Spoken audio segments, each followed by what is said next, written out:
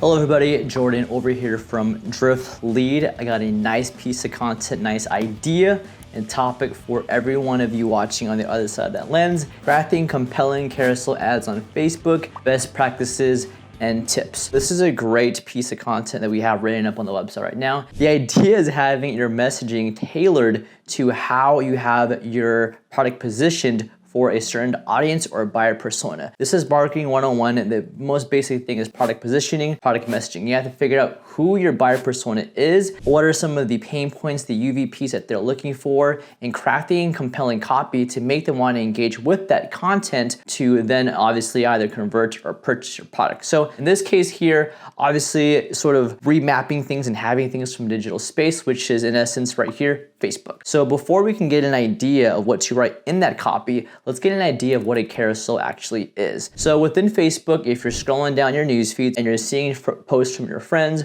events, or anything like that, pages you follow or like, as you're scrolling down, you see an ad and you know it's an ad because it obviously probably says sponsored, which I think it says sponsored. Let's just assume that it does. You're scrolling down your feed and you're seeing a image with text, and in that image actually is almost like a slideshow.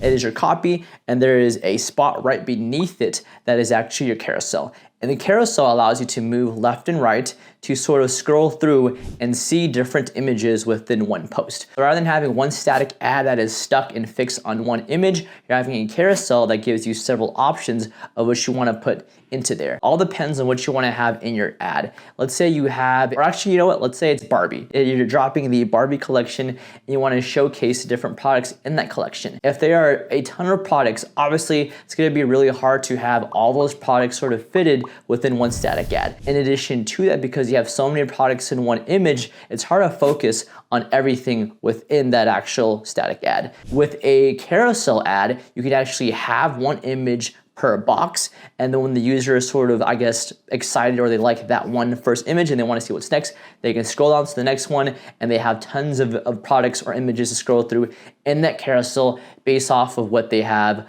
in their preferences. Next thing is how are you going to make this carousel ad crafted to your audience? Barbie was a great example. You know, you're having several products, you want to showcase each product within those carousel ads. That's one way of going about it. Let's say you have different UVPs, that unique value proposition. One UVP could be speed, another one could be productivity. You can sort of have each of those things being showcased in each carousel ad. And what's going to happen here is that you're going to have carousel of all the ads or all the products within your product feed being showcased as ads. The user could then scroll across the carousel in this ad, and it's going to be a selection of products based off of what you currently have in your feed. Now, the cool thing by combining this with dynamic product ads at the broad ad set level is that by leveraging the broad audience, Facebook or Meta or Instagram will go ahead and find the audience that is best tailored for every single product in your product feed, which is literally insane. Have Facebook sort of find the audience for one unique product, and that's dynamically changing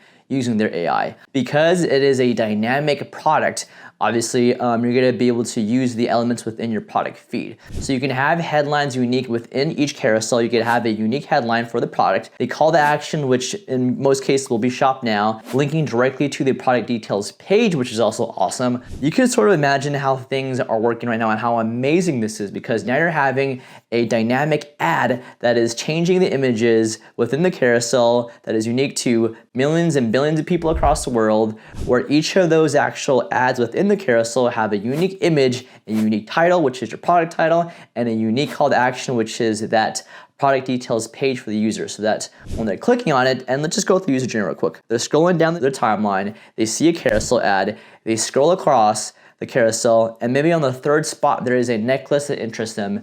They click that CTA and it's actually going directly to that product details page, which then allows them to obviously convert purchase. And you can imagine how amazing this is, because this entire experience was curated. Meta recognized that this user is in the market for this necklace, and then they're scrolling down the carousel ad, see the title of that necklace paired with the image for that necklace, and then when they click shop now, it goes directly to that product details page where the user can then go ahead, put in their information and purchase.